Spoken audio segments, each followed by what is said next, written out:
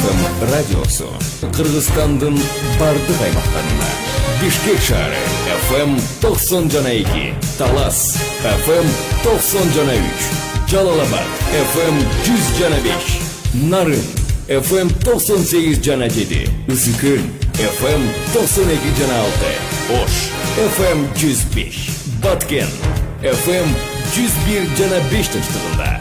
İş gündürü saat 9'dan 17.00'e çeyin Parlament FM radyosun uğa alasızlar. Ардайым biz менен birge olunuzlar. Күнүңүздөр менен урматтуу радио көрмандар, Парламент радиосунун Оо толкунунда күндүн тартиби уктуруусу орун алды. Бүгүн студияда мейманда Жогорку Кеңештин депутаты Маматалиев Марлен Абдрахманович, ошондой эле Транспорт жана жолдор министринин орун басары Ногойбаев Жеңишбек Хашимкулович, ошондой эле дал эле аталган министрликтин алдындагы автомобиль жана транспорт башкармалыгынын башкы адиси Мусабеков Нурмат мырзалар бүгүн бизде конокто. Саламатсыздарбы? Кош келипсиздер. Урматтуу радио көрмандар, биз бүгүн студиянын меймандары менен өлкөбүздөгү салмак габариттик көзөмөлдөө пункттарындагы коррупция жана аны жоюунун жолдору, ошондой эле алардын бүгүнкү күндөгү абалы, стратегиялык мааниге жолдордун абалы жана Бишкек-Ош жолундагы Бишкек-Ош жолунун ремонту кайсы мезгилге аяктайт деген суроолордун үстүндө кеп кылабыз. Анда алгачкы суроону Марлен Абдрахманович менен сизге берели.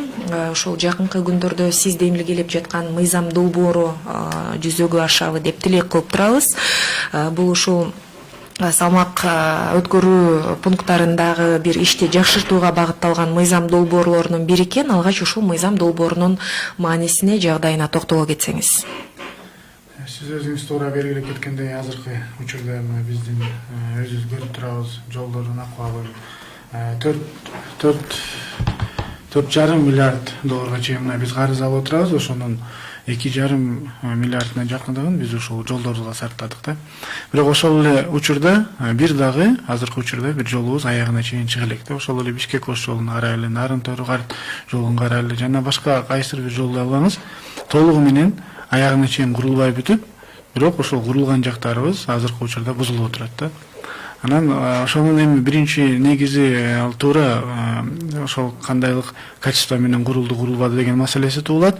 Бирок экинчи жагы да бар да. Бул биз атайын ушул жолдорубузду бузбаш үчүн, жолдорубузду сактап калыш үчүн Кыргызстандын бүт чет жактарында өзүнүн таразаларды атайын коюлган ушундай таразаларды койгонбуз да. Ал таразалар ушул биздин оор ташуучу жүк машинелер өзүнүн баягы нормасы бар. Ар бир осько берилген нагрузкасынан өтпөй турган кылып оор жүк машинелерди өткөзбөш максатында койгонбуз да. Эгер алар өткөн күндө деле баягы ар бир кетирген чыгымды төлөө максатында ушул таразалардын баарын коюп чыкканбыз да. Бирок эми биз көрүп эле жатабыз, элдин баары деле бул жөнүндө айтып жатат, анча-мынча соц тармактарда деле видеолор деле көрүлүп жатат. Анан өзүм дагы ушул көз менен көргөн ушулар болгон.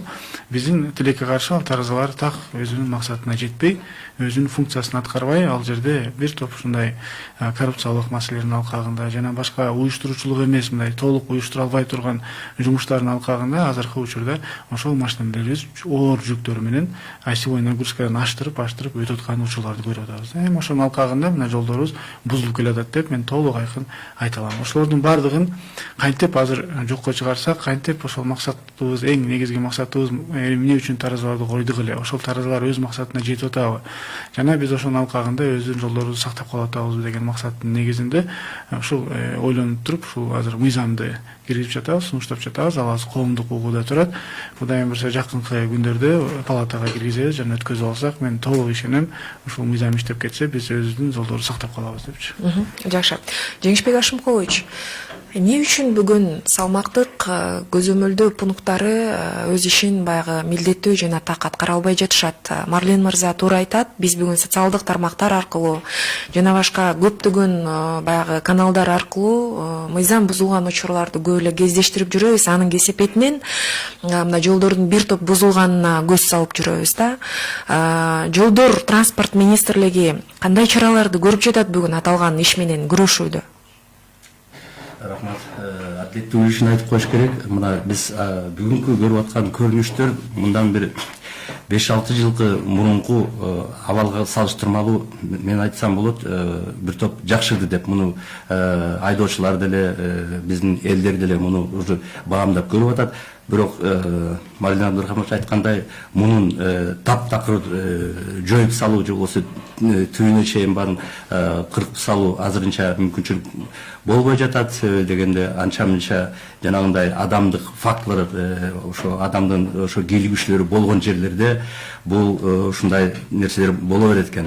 Бирок бүгүнкү күндө дагы бир нерсебиз, жанагы бузууларды, кодекс о нарушениях измене грисес деп аткандардын дагы бир максаты бул биздин жанагы штрафтарды кайра ордуна келтирүү.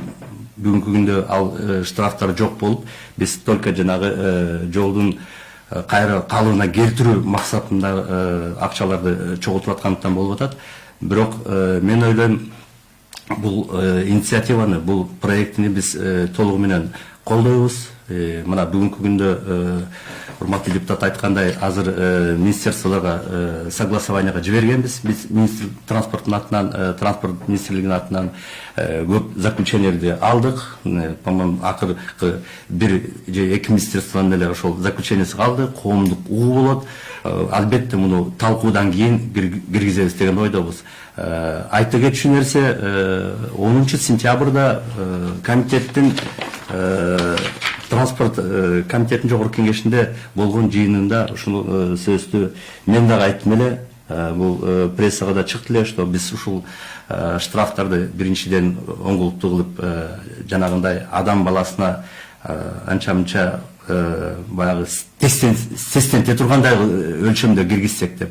Андан кийин ошону автоматташтырсак, жанагындай адамдык факторлорду жоюп салсак, бул жанагы биз азыркы күндө кездешип аткан жанагы үйлөрүбүздө бүт жанагы эрежени бускан айдоочулар өзлөрү кат письмо счастья алгандай, ошол менен штрафтарды киргизсек, мен ойлоп атам, бул жерде жанагы коррупциянын бир дагы элементи калбайт болуш керек деп.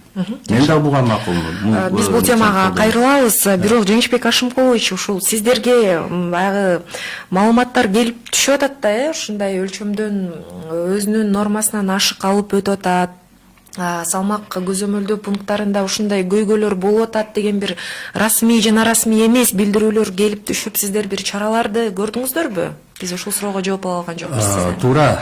Биз мына өз учурунда биздин өзүбүздүн жанагы турган посттуларга биздин көзөмөл 27 постубуз бар. Анын ичинде 19-унда жанагындай салмак өлчөмдө ченей турган биздин таразалар турат. Андан башка мына жанагы бетон системасындагы 5 тараза жанагы көлөм өлчөөчү системалар иштеп атат. Бул кыймылдагы машинелердин ошол параметрлерин ченегенге. Андан башка дагы жанагы биз азыр жаңы киргизип аткан пункт учета товаров деген жанагы чек арага жакын жерлерде дагы 3 ошондой бетон системасы кирип, алар тест түрдө иштеп атат, в режиме тестирования. Андан кийин айта кетчү нерсе, биз ошол постлорго убагында өзүбүз биздин сурообуз менен Финполициянын өкүлдөрүн коштурганбыз, киргиздирип, жанагы көзөмөлдү көбөйтөлү деп. Биздин АКС кызматкерлери дагы бат-бат чамда жанагы шектүү болгон постлорубузга, особенно жанагы чоң магистралдык постлорубузга биз өзүбүз дагы дайым көзөмөлгө салып турабыз. Анан биздин эле ошол эле агенттик, жана транспорттук агенттик тарабынан бизде эгерде эме болсо мен анан кийин данныйларын берейин. Биздин өзүбүз тараптан дагы транспорт прокуратураларга биз иштерибизди, көп иштерди өткөрүп бердик өзүбүздүн кызматкерлерге. Жакшы. 638590 студиянын номери, урматтуу радио каармандар, сиздер кызыккан суроолоруңузга эл өкүлүнөн жана транспорт министрлигинен жооп алсаңыздар болот. Ушул учурда биздин Facebook расмий баракчасы азыр түз эфирге чыгып жатат. Муратбек Мамадалиев деген биздин угарманыбыздан суроо келип түшкөн экен. Жол башкармалыгына суроо дейт. Базар Коргон районундагы Арстанбап аймагынын 47 километр жолу Ош-Бишкек жолунун проектисине кирген эмес. Эмне үчүн каралбай жатат дейт. Сен айтсаңыз, бул инсандын жана тактап туруп, дарегин алып туруп, мен аны өзүм жооп берейин. Кат аркылуу жооп берет экен, анда. Жакшы, анан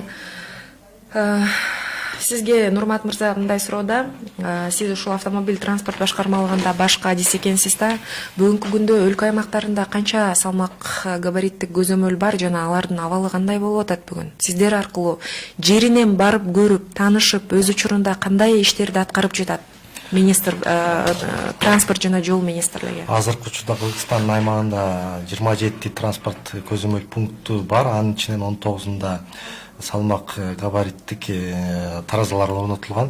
Андан сырткардагы бизде мобилдүү топтор деген бар. Бул ошо автомобилге салмак тараза жабдуусун салып алып, көчүп жүрүп, ошо автомобилдердин салмак габаритин өлчөгөнгө мүмкүнчүлүгү бар да. Мындай топтордон азыркы күндө бизде дагы 8 топ бар. Ар бир облуста жайгашканда, алар бир жерде эле турбастан ошо жергиликтүү калктын суроо талабы боюнча жана ошондой эле жергиликтүү кеңештин мүчөлөрү менен ошо көйгөйлүү жерлерге барып, чогуу ошо комиссиондо жана негизинен бул жана карьерлерде да таш, кум ташан карьерлердин жанына кире беришинде чыгып, ошол жердеги автомобилдердин салмак өлчөмдөрүн ыкчам текшерип турушат. Мындан тышкары дагы ошо салмак көзөмөлүн күчөтүү максатында биз ошо жанагыда айткандай автоматтык динамикалык негизде таразаны өлчөөчү бетамот деп аталат, ошо фирманын аты 5 ошондой салмак өлчөөчү комплексин курганбыз. Азыркы күндө ал ийгиликтүү иштеп жатат. Мунун негизинде биз баардык транспортты токтотпостон ошо автоматтык түрдө баардык транспортты салмак өлчөнөт. Ким бир салмак өлчөөсү ашып кетсе, биз ошол транспортты токтотуп, кайра контрольный взвешивание деп коебуз, стационардык таразага алып барып, анын чындыгында ашкан ашпагандыгын ошо далилдейбиз да. Бул дагы ошо жанагы коррупциялык элементтерди азайтуунун бирден бир жолу болуп эсептелди. Себеби деген мурда ар бир транспортты токтотсак, азыркы учурда жанагындай система орнотулган жерде биз ар бир транспортты токтотпой калдык да. Түшүнүктүү. Марлен Абдрахманович, транспорт жана жолдор министрлиги биз аракет кылып атабыз, иштеп атабыз, көйгөйлөрдү чечүүнүн жолундабыз деген мынакей өзлөрүнүн аныктамасын берип атат. Бирок баягы чын эле көп учурда ушул салмакты ашыгы менен алып кеткен айдоочулардын айынан жолдор бузулуп, ал көптөгөн автокырсыктарга, көптөгөн ушул өзүнүн бир нерселерине алып келип атат да. Анан эми бүгүн ушул сиз демилгелеп жаткан мыйзам долбоорун чын эле бир санариптештирүү жолуна өткөрбөсөк болбой калды окшойт. Анткени баягы санарип бардыгы цифровизацияда көрүнүп турган учурда балким дагы да болсо ушул жолдор транспорт министрлигинин салмак көзөмөлдөө пункттарынын иши жакшыраттыр. Муну бирден бир мааниси кылып кошосузбу мыйзам долбоорго санариптештирүүнү? Албетте ошол эң негизги болуп кошулуп атат. Эми бул жерде азыр туура белгилеп кетти. Урматтуу зам министр өзү айтып атпайбы? Кылган жумуштары же ниеттери жакшы, бирок адамдык фактор баары өзүнүн ролун ойноп коет да. Азыр мына өзүбүз шаарда деле көрүп атабыз, безопасный город, коопсуз шаар программасы кандай иштеп калды. Эгер буга чейин ал камерага түшүндүрө албайсыз да, бул министр кетип атат, же депутат кетип атат, же кайсыр бир чиновник кетип атат, аны штрафовать этпе депчи. Ал баардыгын бирдей карайт. Баардыгынын көзөмөлү бирдей карайт, себеби ал компьютер менен сүйлөшө албайт. Эч ким токтотуп алып, мени алып кой, мени алып кой деп, же болбосо штраф төлөп эле кой, мен сага мынча акча берем деп сүйлөшө албайт. Ошол эле системаны биз азыр көздөп атабыз, ушул транспорттук таразаларга коюп эле депчи. Ал жерде ошол адам чечпесин, баардыгы компьютердештирилип чечиле берсин депчи. Ошол машина жүк оор машина келип атып, ошол таразага кирбей кетип калган ушуларда болуп атпайбы? Азыр кездешип атат. Ошол таразага кирбей эле кетип калат да. Ал кирбей кетип калган үчүн дагы бир өзүнчө бир ставкалар бар. Биринчиден, кирбей кетип калса, ал жерде камера өзү фиксация кылат дагы, сразу эле штраф кылат. Бир штраф алгандан кийин ошол штрафтын көлөмү 100 000 деп атабыз. Биз мындай физлицого, юрлицого 200 000 деп атабыз.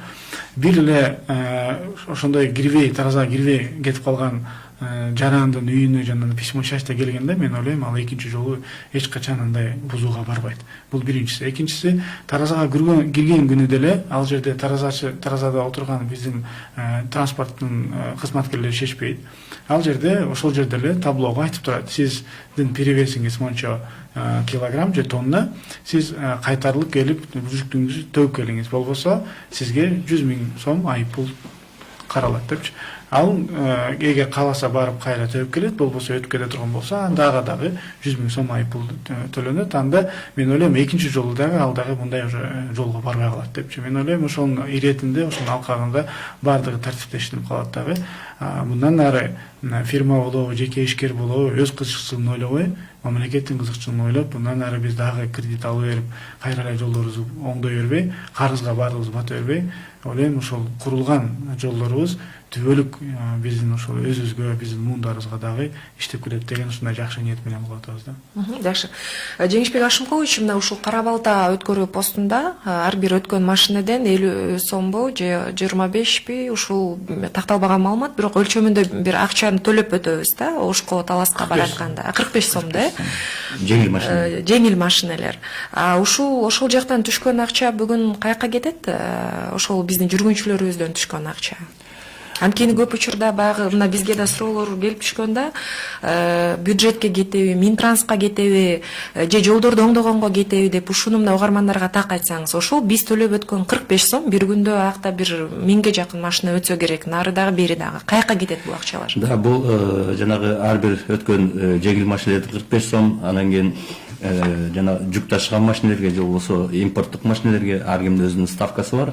Ал түшкөн акчанын баары тикеден тике республикалык бюджетке кетет. Республикалык бюджетке кетет, э? Мен кошумча алып коеюн. Биз эгерде жана мыйзамыбызды киргизсек, ал жерде бүт учет болунат да, ошондо сиз айтып аткан ал экинчи пост да, жана биринчи таразадан өткөндөн дагы бир пост бар. Ал постто ар бир машинеден ошол туннель үчүн 45 сом алынгана турган атайын пост. Бирок ал жерде дагы бир көмөң бар да. Ал жерде азыркы учурда жылына 60 миллион сом чогулат.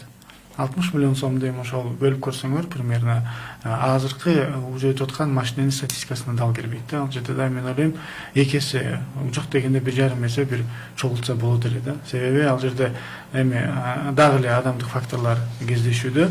Мен ойлойм жанагы биз киргизип аткан программа менен баардыгы автоматташтырылып калса, ал экөөнү кошуп койсо деле 60 миллион эмес, 100 миллион сом ошентип түшөт деген дагы бир ниетибиз бар да.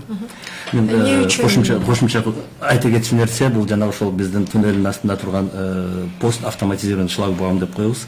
Мына бүгүнкү күндө эгерде 60-70 миллион чогултуп атса, биз айтабыз, ошол автоматташылган система кире элек кезинде бул мындан почти эки эсе азыраак болчу. Мына былтыртан бери автоматизированный системаны койдук. Чындыгын айтканда бул бир адамдын келгүсү жок, өзүнчө иштей турган система да. Ошон үчүн бул жанагы кирешенин көбөйткөнүнө жардам берип атат. Бирок бүгүнкү күндө да кээ бир учурларда ар бир өткөн кишилерде байкап калышы мүмкүн. Кээ бир учурларда же болбосо программа сбивать этип калса, перебивать этип калса, же болбосо бир моментте бир жанагы пока генераторго өткөнчө тигинден моменттерде болуп калышы мүмкүн. Адам баягыдай мурункудай чек менен өткөрүп акчаны алып аткан учурлар кездешет. Бирок бул система бүгүнкү күндө толугу менен автоматташтырылып иштегенге дайындалган система. Мен ойлоп атам, муну жөнгө салсак, убагында жанагы сиз айткандай адамдык факторлор болбой калат. Себеби дегенде ага келип удостоверение көрсөтө албайсың, баягыда келип мана төлөбөй коюп өтө албайсың. Мурун башка Каракөлдөн келаткан болсо, чектер менен эле өткөрө берет, эки жолу төлөнбөйт да. Мунун баары автоматизированный, жанагы терминалдар коюлган. Эгерде тиги акча менен төлөп өтө турган болсо, ал тиги кишинин кийлигиши жок эле терминалдан өткөргөнгө эсептелген система да. Азыр мындай да, азыр төлөсө да болот, терминалга да төлөсө болот, бирок отурган кишиге да төлөсө болот. Бирок ошону биз толук автоматтандырып өткөрөбүз. Толук, эгер качан гана сиз жанагы адамга төлөбөй турган кылып, ошол жерден өзүңүз эле карточка болобу же терминал болобу айырмасы жок, ошого төлөй турган кылганыңызда 100% ошондо жанагы коррупция баардыгы жоюлат да. Качан гана биз адамга бергенде ал мындай экен. Адам киришкен жерде сөзсүз түрдө бир нерсени ойлоп табат экен. Ал жерде ошол чектерди алып туруп, анан кайра дагы бир жолу пробивать этип коюп ачкан дагы күндөр болуп атат да. Эми ал меске бери айтпайын дедим эле, бирок ошондой нерселер кездешүүдө мен жанагы бетамон системасы боюнча да айтып коеюн деген нерсе, бүгүнкү күндө жанагы биз орноткон бетамон система бул мониторлук режимде иштеп атат. Биз жанагы байкап атабыз да жанагы перегруз менен келаткандарды. Бирок ошонун негизинде еще штрафка төлөйбүз. Ал ошол бетамон системасын дагы өздөштүрүп атабыз. Биз байкагандай, биз жакында эле мурун байкасак кээ бир айдоочулар тиги встречный полоса менен айдап кетип ушундайлар болуп атты эле. Биз аларга дагы көмөт коелу деп жаңы камераларды орноштурдук. Встречный полосага да койдук. Жанагы ортосуна ограждение койдук, чтобы тияка бияка өтүп кетпесин деп.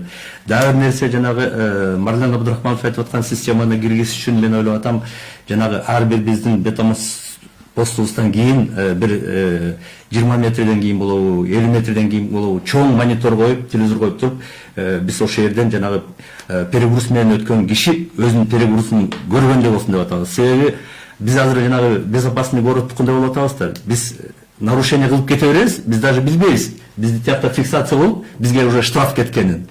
Анан кийин кетип баратып, экинчи перекресткке барып, ошол эле нарушение кылышы мүмкүн. Жана биз айткандай, эгерде ремень алынбай калсаң, 3 перекрестке өтсөң, 3 жолу штраф келиши мүмкүн. Бизде оор жүк ташуучуларда жанагындай штрафтар чоң болгондуктан биз ойлоп атабыз, кийинки постундагы ошондой болбош үчүн биз ошол бетамонтон чоң телевизор орноштуруп туруп, машиненин номерун айтып, сенин момчо перегрузуң болсун деп, тиги адам билиш керек. Мына азыр перегруз менен өткөнүн. Мен мыйзамда так ошондой. Сиз айткандай токтойт, токтогондон кийин перегруз болгондо монитордон чыгат, ага выбор берилет. Же кайтып бар, төгүп кел, же осознанно кете бер, анда сенин штрафың мондой болот деп сөзсүз түрдө таблого чыгып туруш керек. Андай болсо болбойт. Ал биздин мыйзамда бар, киргизилген, жана да сөзүмдү айтып кеттим, табло деп, ошол табло, ошол монитор. Мен ойлоп атам, бул как раз эң адилеттүү административдик система болот да. Марлен Абдрахманович, азыр коопсуз шаар долбоору боюнча мына кеп болуп калды да. Бүгүнкү күндө ушул коомчулукта ушул штрафтын саны суммасы аябай чоң болуп атат деген айдоочулар арасында чоң бир баягы нааразычылыктар жаралып атат да. Сиздин пикириңиз кандай бүгүн? Ушул коопсуз шаар долбоору ишке киргени кырсыктары азайдыбы? Кандай жемишин көрө алдык биз? Мындай да, бул жерде албетте биринчи кезекте ушул коопсуз болсун деп, ушул адамдардын өмүрү кесилбесин, ДТПлардын саны азайсын, максат ошол акча чогултуу эмес, максат ушул коопсуз болсун деген мындай чоң максат менен коюлган. Бирок мен эл менен толук кошулам, себеби биз ошол штрафтарды коюп атканда бир аз өзүбүздүн мындай зарплатабызды же пенсия, негизи эле жашоо турмушубузду эске алынбай калган да. Ошон үчүн бир топ депутаттар биз демилгелеп азыр штрафтын өлчөмүн түшүрүп атабыз. Эми бул кандай штрафтар? Баягындай өтө маанилүү эмес штрафтар. Бирок ошол эле бирдикте маанилүүлөр жанагы мас абалында айдаган, же болбосо кызыл цветке өтүп кеткен бул маанилүү нерселерди сөзсүз түрдө калтырыш керек. Ансыз болбойт. Качан гана ошондой жакшы мындай чоң штрафтар болгондо экинчи жолу кайталанбай турган нерселерге алып келет да. Ал эми негизинен эле мен мына жакында эле Грузияга барып келдим. Грузияга барып ушул атайын коопсуз шаар, ал жердеги безопасный город проекти кандай иштеп келатат. Негизи эле ошол биздин премьер-министр ошол жака барып, ошол программаны көрүп, ошол жерден анан бул жака келип, ошол Грузияны үлгү кылып баштаганбыз да жумушубуздучу. Бирок биз бир аз башка тарапка бурулуп кетиппиз. Мен аны байкадым. Мына эртең четверикте дагы ар кандай маселелерде буну сөз көтөрөм. Аларда дагы биринчи киргенде программа бардык ДТПлардын саны статистикасы түшкөн экен.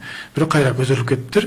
Бизде дагы дал ошондой болуп атат. Бизде баары түшүп кетип, азыр кайра көтөрүлүп атпайбы? Санычы статистиканы карап көрсөк, азыр кайра ДТПлардын немеси көрсөткүчтөрү чоңоюп атат. Ал жерде комплекстүү дагы бир-эки маселе кылынбай калыптыр.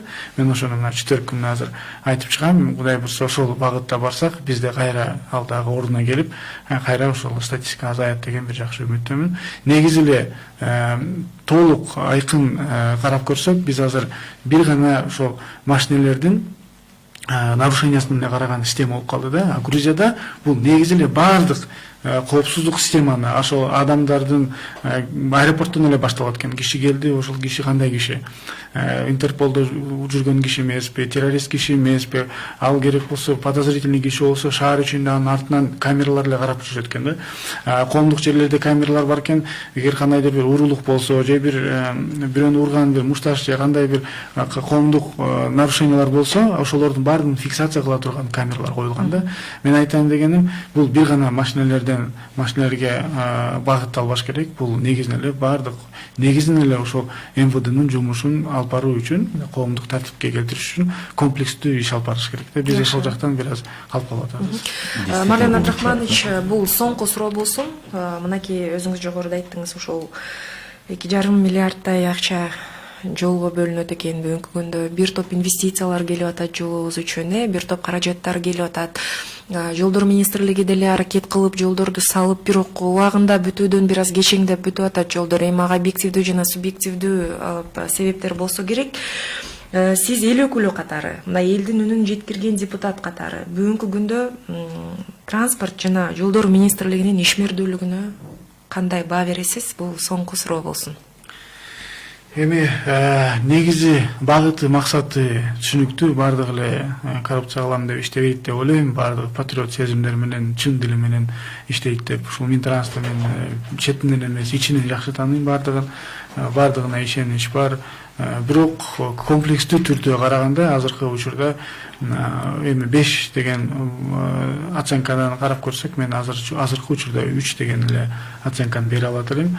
Толук айкын жумушу жакшы жүрө албай атат да. Эми өзүм ошон үчүн жана мыйзамдарга өзгөртүү киргизип атабыз. Ошонун негизинде каалап келет элем, тилеп кетет элем, ошол жумуштарыңыздарды алгыга илгертип, жумушап жакшыраак иштесеңиздер жакшы болот элем. Мына жолдор боюнча да айтып калдыңыз, быйыл бир топ жолдор да курулбай калды. Канча жылдардан бери келаткан маселелердин алкагында жолдорубуз дагы жакшы курулбай атат. Бирок буларга финансы жактан дагы эч бир тоскоолдук болбой турган атайын шарт түзүп берген Минтранска, өзү каалай турган статьялар алмаштырат деген. Ошонун алкагында мен силерге иштериңизге ийгилик каалап кетет элем. Анан азырынча ошондой эле баа бере алат элем мен. Жакшы. Кошумчалайсызбы? Урматтуу радио көрөрмандар, биз бүгүн парламент радиосунда эл өкүлү Марлен Маматалиев жана жолдор транспорт министринин орун басары Жеңишбек Ногойбаев, Мусабеков Нурмат мырзалар менен өлкөбүздөгү салмак габариттик көзөмөлдөө пункттарынын ишмердүүлүгү жана андагы коррупцияны жоюу, санариптештирүү жана жакында ушул палатага алынып чыга турган жолдор боюнча атайын Марлен Маматалиевдин демилгелеп жаткан мыйзам долбоорунун алкагында кеп кылдык. Дайым жолдорубуз жаркыраган, жарык болсун. Ал үчүн мыйзамдуу түрдө дагы, аткаруу түрүндө дагы бардык аракеттер көрүлөт деп ишенебиз. Кайрадан о толкундан көрүшкөнчө аман туруңуздар. Студияда кызматта мен Индира Куралбекова жана кесиптешим Ашым Болотов болду. Парламент ФМ радиосу Кыргызстандын бардык аймактарында. Бишкек шаары ФМ 90 жана 2, Талас ФМ 90 жана 3.